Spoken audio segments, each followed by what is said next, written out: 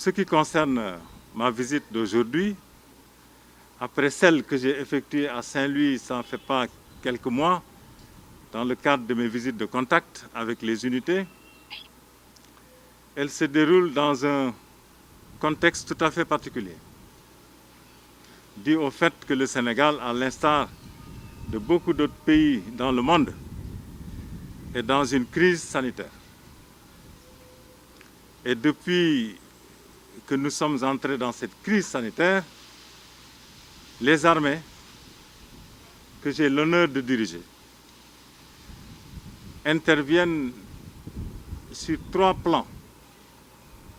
Le premier, il est humanitaire, et vous êtes au courant que l'armée est actuellement en train de contribuer à la bonne distribution des vivres que les populations reçoivent des autorités de la République.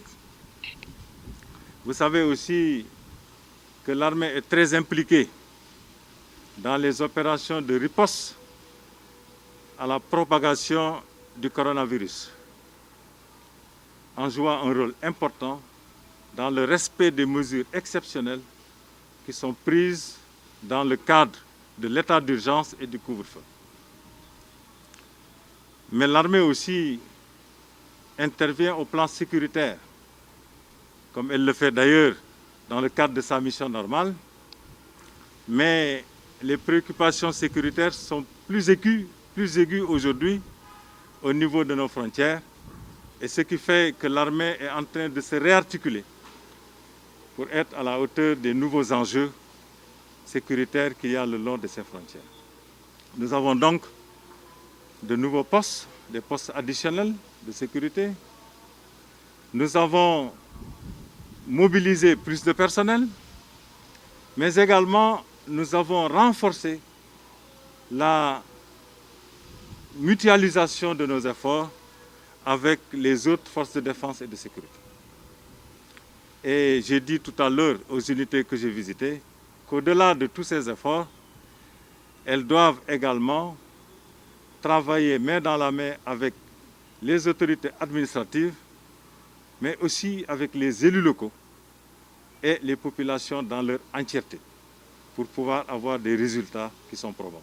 Il est très pertinent dans la mesure où il permet d'avoir une surveillance permanente et très efficace de la frontière au niveau des localités que vous venez de citer. Et comme j'ai dit tout à l'heure, c'est certes un dispositif des armées, mais c'est un dispositif qui inclut aussi les autres forces de défense et de sécurité, mais également les autorités locales et les populations.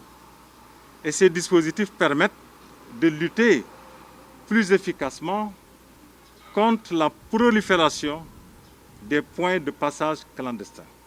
Donc c'est des dispositifs qui n'ont pas été choisis au hasard, ils ont été choisis suite à une analyse et une étude très approfondie de la situation le long de la frontière avant d'être mis sur pied. L'appel reste d'actualité, je vais même le réitérer, parce que, comme vous le savez, même s'il y a des avancées qui sont tangibles au niveau de la riposte, la crise, elle est encore là.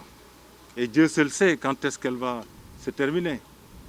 Donc aujourd'hui, plus que jamais, les militaires, au même titre que les citoyens sénégalais, doivent respecter toutes les mesures et les gestes barrières. Et au-delà de les respecter, doivent même donner l'exemple pour pouvoir inspirer les autres franges de la société.